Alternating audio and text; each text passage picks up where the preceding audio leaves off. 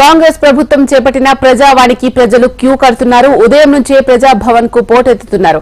దీంతో జ్యోతిబా పూలే ప్రజాభవన్ లో ప్రజలు బాలు తీరారు. రాష్ట్రంలోని ఇతర ప్రాంతాల నుంచి అధిక సంఖ్యలో ప్రజలు తరలి రావడంతో ట్రాఫిక్ కూడా కొంత సమస్యగా మారింది. మధ్యాహ్నం 1 గంట వరకు మాత్రమే ప్రజావాణి కార్యక్రమం కొనసాగుతుండటంతో వినతి పత్రాలు అందించి అధికారుల నుంచి హామీ పొందాలని ప్రజలు భావించి ఇక్కడికి వస్తున్నారు. దీంతో అక్కడ రద్దీ పెరిగింది. పోలీసులకు కూడా ప్రజావాణి కోసం వచ్చిన వారిని నియంత్రించేందుకు కష్టమైపోతుంది.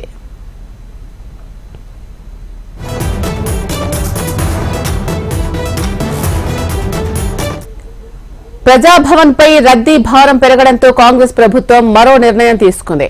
8వ తేదీ నుంచి తొలుత 30 సర్కిల్ కార్యాలయాల్లో 6 జోనల్ కార్యాలయాల్లో ప్రజావాణి నిర్వహించేందుకు జీహెచ్ఎంసీ సిద్దమవుతోంది. సంక్రాంతి పండుగ తర్వాత ఈ నెల 22 నుంచి జీహెచ్ఎంసీ ప్రధాన కార్యాలయంలో ప్రారంభించనున్నారు. ప్రధాన కార్యాలయానికి రాలేని వారి కోసం ఉదయం 10:30 నుంచి 11:30 వరకు ఫోన్ ఇన్ కార్యక్రమం నిర్వహించనున్నారు. త్వరలోనే ఆ ఫోన్ నంబర్ అందుబాటులోకి తెస్తామని జీహెచ్ఎంసీ కమిషనర్ రొనాల్డ్ రాస్ పేర్కొన్నారు.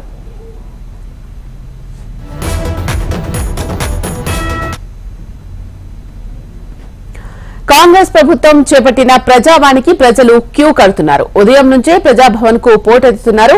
దీంతో జ్యోతిబా పూలే ప్రజాభవన్ లో ప్రజలు బాలు తీరారు. రాష్ట్రంలోని ఇతర ప్రాంతాల నుంచి కూడా అధిక సంఖ్యలో ప్రజలు తరలి రావడంతో ట్రాఫిక్ కూడా కొంత సమస్యగా మారింది.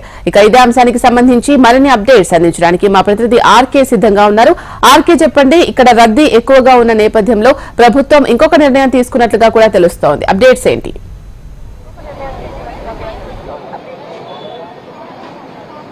శిలా, ఏదైతే ప్రజావాణి కార్యక్రమానికి సంబంధించి కూడా ఉదయం 6 గంటల నుంచే పెద్ద సంఖ్యలో అయితే ఎవరైతే తమ సమస్యలు విన్నవించుకోవడానికి అయితే చేరుకుంటున్నారో, ఒకసారి మనం వీడియోలో చూసుకున్నా కూడా ఇప్పటికే మొత్తం కూడా ప్రత్యేకమైన ఏర్పాట్లు అయితే చేయడం జరిగింది. ఎవరైతే ఫిర్యాదులు చేయడానికి వస్తారో వాళ్ళ కోసం ప్రత్యేకమైన క్యూ లైన్ కూడా ఏర్పాటు చేశారు. దాని ద్వారా లోపలికి వెళ్లి వాళ్ళు తమ ఫిర్యాదుల్ని చేసే విధంగా కూడా ఏర్పాటు చేశారు. వివిధ జిల్లాల నుంచి కూడా పెద్ద సంఖ్యలో అందరూ కూడా ఇక్కడికైతే రావడం జరుగుతుంది. దీనికి సంబంధించి కూడా చాలా మంది కూడా తమ ఫిర్యాదులు చేసేందుకైతే రావడం జరుగుతుంది. ఒకసారి చాలా మంది కూడా ఉన్నారు. ఒకసారి అందరితో కూడా మాట్లాడించే ప్రయత్నం చేద్దాం. దేనికోసం వచ్చేంతకి? తెలంగాణ సర్వేయర్స్ అసోసియేషన్ సార్, మాది లైసెన్స్ సర్వేయర్స్ అసోసియేషన్. అంటే దేనికోసం? ముఖ్యమంత్రి గారిని కలవడానికి వచ్చినాం సార్. ప్రెసిడెంట్ గారు మేము గత 2014 నుంచే మేము తెలంగాణ ఉద్యమం లోపల కీలకంగా పాల్గొన్నాము. అదే ఆశలతోటి 2017 నుంచి మేము గత తెలంగాణ వ్యాప్తంగా 150 మంది మండలాల లోపల పనిచేస్తున్నాం. మాకు అవుట్ సోర్సింగ్ ద్వారా నిర్ణయించింది.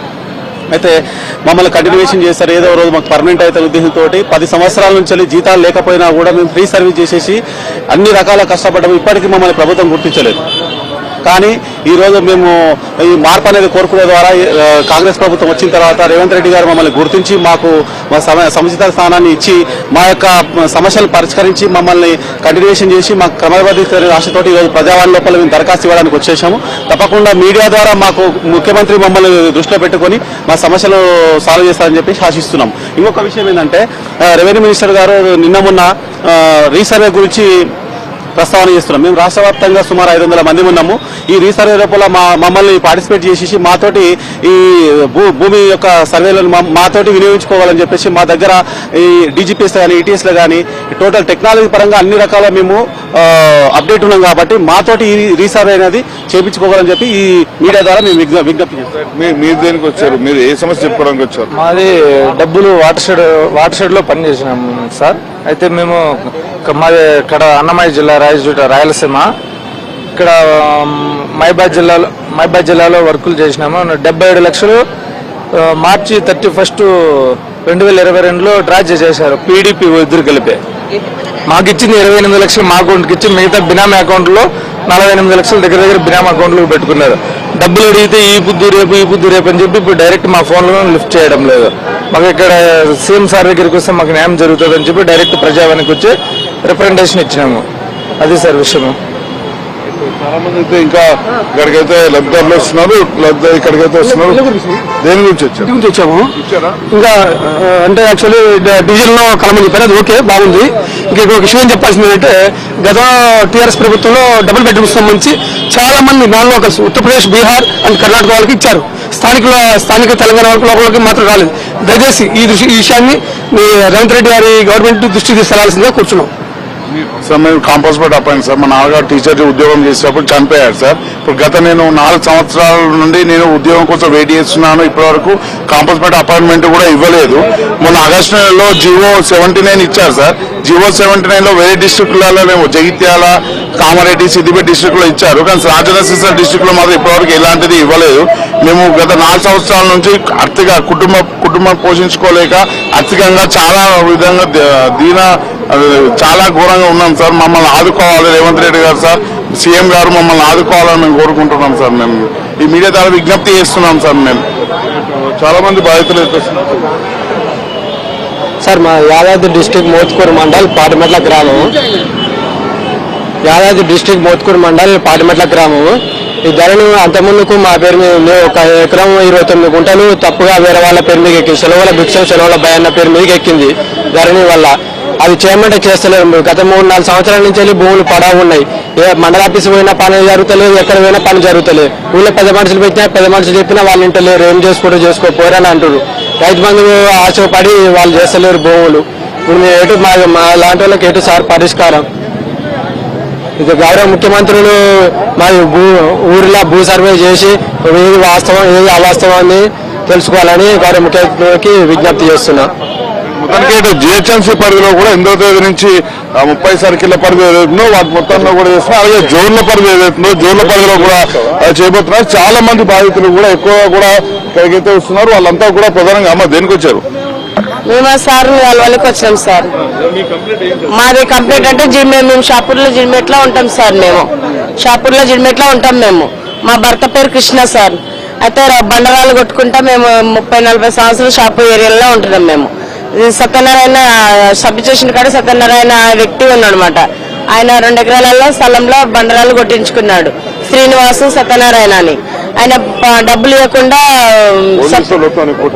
పోలీసులు ఆ డబ్బులు ఇవ్వకుండా ఏమి ఇవ్వకుండా సతాయించిండు. సతాయిస్తే కంపెనీ కాడికి వెళ్తే ఎల్లుండి రమ్మ డబ్బులు తీసుకొని ఎందుకు అని చెప్పిండు సత్యనారాయణ. నాకు చెప్పిండు. తర్వాత ఎల్లుండి మా ఆయనను పిలిపించి జిడిమెట్ల ఎస్ఐ అరెస్ట్ సార్ తోటి మా ఆయనను పిలిపించి దాని 4 దెబ్బలు కొట్టిపించిండు సార్. ఆయనతోటి బంజరేలు రాములు అనే వ్యక్తి, వీళ్ళు సత్యనారాయణ శ్రీనివాస్ సార్ డబ్బులు ఇవ్వకుండా మాకు సతాయించుకుంటా మమ్మల్ని 8 నెలల నుంచి సంవత్సరం నుంచి సతాయిస్తూనే ఉన్నారు.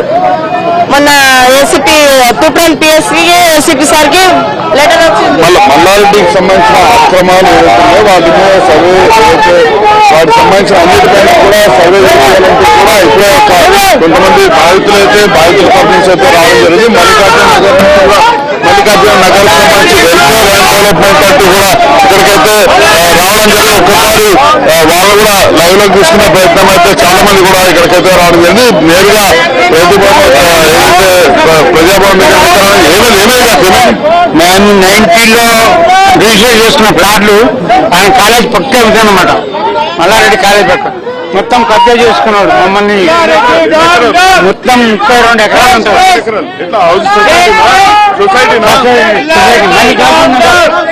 మల్లికార్జున నగర్ సొసైటీ మాది 90లో ఉన్నది. ఇప్పుడు ఫేక్ డాక్యుమెంట్ సృష్టించి మమ్మల్ని రాకుండా గుండగాలను పెట్టి చేస్తున్నాడు. గోడ కట్టుకున్నాడు. ఏం ప్రాబ్లం ఏంటి? మీ ప్రధాన సమస్య లేదు సార్. 30 ఏళ్ల కింద మేము ఈ ప్లాట్ కొన్నాం సార్. మేము కబ్జా చేసుకున్నాం మల్లారెడ్డి గారు. దాని మీద అన్ని డూప్లికేట్ పేపర్ చేపించి ధర్రీ చేపించుకొని అలా డబ్బులు తీసుకుంటున్నారు. దాని మీద అన్ని డూప్లికేట్ పేపర్లు ప్రతి డిపార్ట్మెంట్ లో డూప్లికేట్ పేపర్లు పెట్టి మొత్తం డబ్బులు తీసేసుకుంటారు. ధర్రీ మొత్తం తీసేసుకుంటున్నారు. 800 ఎకరాల డబ్బులు తీసుకుంటున్నారు. 800 ఎకరాలు ఉన్నారు మొత్తం. ఇది 24 ఎకరాల ప్రాపర్టీ సార్. 360 ప్లాట్లు ఉన్నాయి ఇందులో. అంతా డబుల్ రిజిస్ట్రేషన్ చేసుకునే వాళ్ళు డూప్లికేట్ పేపర్లు పెట్టి మొత్తం అన్ని విధాలుగా కబ్జా చేసుకుంటున్నారు. 30 ఇయర్స్ కింద 30 ఏళ్ల కింద తీసుకున్నాం. అన్ని డిపార్ట్మెంట్ లో వాళ్ళంతా కలిసి ఉన్నారు సార్. వాళ్ళు మొత్తం ఆఫీసర్లు, మున్సిపల్ ఆఫీసర్ కానీ, గ్రామ పంచాయతీ కానీ, పోలీస్ డిపార్ట్మెంట్ కానీ, అందరి అన్ని కలిసి ఉండి మాకు ఏ ప్రాబ్లం న్యాయం చేసలేదు సార్. మాకు ఎన్నిసార్లు దాకా గుండగానాలు పెట్టి మాకు భయపెట్టిస్తున్నారు రావద్దు ఇక్కడ అని. చాలా మంది అట్లా డాక్యుమెంట్స్ గుంజేసుకున్నారు కొన్ని గుండగానాలు పెట్టి. గతంలో ఈ విషయాన్ని దృష్టికి తీసుకెళ్ళడం చేద్దాం. వాళ్ళు ఏం రెస్పాండ్ అయ్యారు? అప్పుడు గతంలో తీసుకెళ్ళాం సార్. అన్ని డిపార్ట్మెంట్ తిరిగాం కానీ వాళ్ళు రెస్పాన్స్ ఇవ్వట్లేదు. ఎందుకంటే అప్పుడు రూలింగ్ గవర్నమెంట్ ఉండే, వాళ్ళు మినిస్టర్ ఉండే కాబట్టి వాళ్ళు ఏ రెస్పాన్స్ తీసుకోవట్లేదు. వాళ్ళు సమస్యని ప్రభుత్వం దృష్టికి తీసుకెళ్తున్నారు. సమస్యని మా రేవంత్ రెడ్డి సార్ తోటి మీకు చర్చించడానికి వచ్చాం సార్. మేము మాకు న్యాయం జరగాలని కోరుకుంటున్నాం sir. Already Revanth Reddy sir దీని గురించి మాట్లాడారు. 2 years before Revanth Reddy sir already survey number గురించి మాట్లాడారు. సో సార్ చెప్పారు మాకు కూడా జస్టిస్ చేస్తారని, అందుకోసం సార్ దగ్గర వచ్చినాము. మాకు జస్టిస్ కావాలి, ఎందుకంటే మేము 30 years బిఫోర్ మా డాడీ వాళ్ళు తీసుకున్నారు. ఇప్పుడు మాకు ఈ ల్యాండ్స్ మాకు కావాలి. ఎవ్రీ టైం ఆయన కబ్జా చేస్తూనే ఉన్నారు. కొంతమంది సీనియర్ సిటిజన్ ఉన్నారు, వాళ్ళతో ఒకసారి మాట్లాడించే ప్రయత్నం అయితే చేద్దాం. అమ్మాయి రండి, మీ సమస్య చెప్పండి. మీ సమస్య తెలుగులో చెప్పండి, హిందీలో. हमारी लैंड है 1990 मिली है. कब से हम लोग परेशान हो रहे हैं. कोई एक नया ओनर आते जा रहा है उसमें. कब तक करेंगे सर? कुछ तो सोल्यूशन होना चाहिए. మొత్తానికైతే చాలా మంది మల్లారెడ్డికి సంబంధించిన బాధితులం అంటూ కూడా ఏవైతే స్కూల్స్ కాలేజీలు కట్టారో వాటన్నిటికి సంబంధించిన అమ్మా చెప్పండి. మేము దగ్గర 35 ఏళ్ళు అవుతుంది. మేమే సగం వీడికి వచ్చేసినాం. 35 ఏళ్ళు అవుతుంది తీసుకొని కూడా. మేమే సగం వీడికి వచ్చినాం. మా జాగాలు మాకు ఇయ్యనీకి ఇన్ని బాధలు పెడతారు. చాలా బాగా అన్ని ఉన్నాయి, ఒరిజినల్ కూడా ఉన్నాయి, అన్ని ఉన్నాయి. చాలా మంది కూడా ఎవరైతే బాధితులు చెప్తున్నారో వాళ్ళంతా కూడా ఇక్కడికైతే రావడం జరిగింది. ప్రతి ఒక్కరు కూడా 30 సంవత్సరాలు అవుతుంది తిరుగుతూనే ఉన్నాం, బాధపడుతూనే ఉన్నాం. కానీ మాకైతే ఇది చాలా ఏళ్ళు అవుతుంది కబ్జా చేయబట్టి అయినా. ఇప్పుడైతే ఇంకా 2 months చేసేసి మరి ఇప్పుడు ఏం చేస్తారు అంటే మేము తీసుకొని అప్పటి నుంచి మీకు చేస్తూనే ఉన్నాడు. ఇక మొత్తానికైతే సమస్యలు చెప్పుకోవడానికి చాలా మంది వస్తున్నారు. అందులో ఎవరైతే తాము మల్లారెడ్డి బాధితులుగా కూడా చాలా మంది ఇక్కడ రావడం జరిగింది. గత వారం మనం చూసుకుంటే దానం నాగేందర్ సంబంధించిన బాధితులు అయితే రావడం జరిగింది. వాళ్ళంతా కూడా తాము దానం నాగేంద్ర వాళ్ళైతే ఇబ్బందులు పడుతున్నాం అంటూ కూడా వాళ్ళంతా కూడా ఇక్కడికి రావడం జరిగింది. సో ఓవరాల్ గా చూసుకుంటే మాత్రం ప్రజావాణి కార్యక్రమంలో ఇటు సమస్యలు చెప్పుకోవడంతో పాటు గత ప్రభుత్వంలో మంత్రులు కావచ్చు, ఎమ్మెల్యేలు కావచ్చు, వాళ్ళ వల్ల తాము పూర్తి సమస్యలు ఎదుర్కొన్నామంటూ ఆ ఫిర్యాదులు చేయడానికి కూడా పెద్ద సంఖ్యలో అయితే వస్తున్నారు. శీల ఇక్కడంతా కూడా రద్దీ నెలకొన్న నేపథ్యంలో ట్రాఫిక్ జామ్ అవుతుంది, సామాన్య ప్రజలకు కూడా ఇబ్బంది అవుతుంది. అలాగే ఇలా ధర్నాలు ఎవరైతే ప్రజలు చెప్పుకుంటూ వస్తున్నారో బ్యానర్స్ పట్టుకుని రావడం వల్ల కొంచెం ఆ ఏరియా అంతా కూడా క్రౌడ్ ఎక్కువ అయిపోతుంది. కాబట్టి మరొక నిర్ణయం తీసుకుంటున్నాము అని చెప్పేసి ప్రభుత్వం ప్రకటించినట్టుగా తెలుస్తోంది. అంటే వేరే దగ్గర కూడా ఏర్పాట్లు చేయాలి ప్రజావానికి సంబంధించి అని.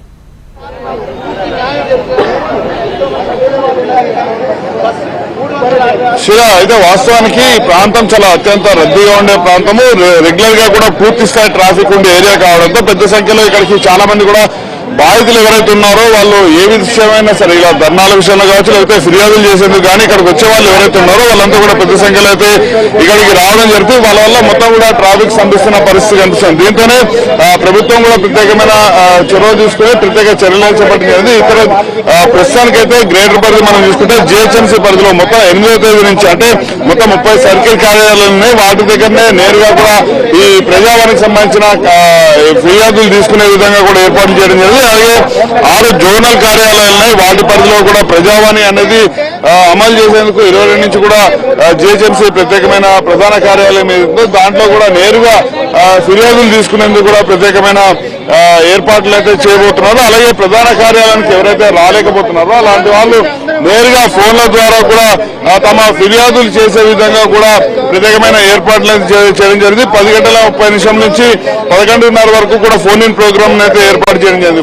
11:30 తర్వాత నేరుగా కూడా కార్యాలయానికి వచ్చి అక్కడే ఫిర్యాదు చేసే విధంగా అయితే ఏర్పాట్లు చేయడం జరిగింది. రాబోయే రోజుల్లో మొత్తం కూడా ఇతర జిల్లాల్లో కూడా ఇదే తరహాలో ఏర్పాటు చేసేందుకు ఫిర్యాదులు పెద్ద సంఖ్యలో వస్తున్నాయి. ఇతర జిల్లాల వాళ్ళు కూడా ఇక్కడికి వస్తున్న నేపథ్యంలో అక్కడ కూడా ప్రత్యేకమైన ఏర్పాట్లు చేసేందుకైతే పూర్తి స్థాయి ఏర్పాట్లు చేస్తున్నారు. జిల్లా ప్రధాన కార్యాలయాల్లో కూడా హెడ్ క్వార్టర్స్ ఏవైతుంటే అక్కడనే నేరుగా కూడా ఫిర్యాదులు తీసుకునే విధంగా కూడా ఏర్పాట్లు అయితే చేయడం జరుగుతుంది. ఓవరాల్ గా మనం చూసుకున్నా కూడా 6వ తేదీ నుంచి కూడా గ్రేటర్ పరిధిలోని జిహెచ్ఎంసీ ఏదైతుందో జిహెచ్ఎంసీ ప్రధాన కార్యాలయంతో పాటు జోనల్ కార్యాలయాలు, సర్కిల్ కార్యాలయాలు ఏదైతున్నాయో వాటన్నింటిలో కూడా నేరుగా ఫిర్యాదులు తీసుకునే విధంగా కూడా పూర్తి స్థాయి ఏర్పాట్లు అయితే చేయడం జరిగింది.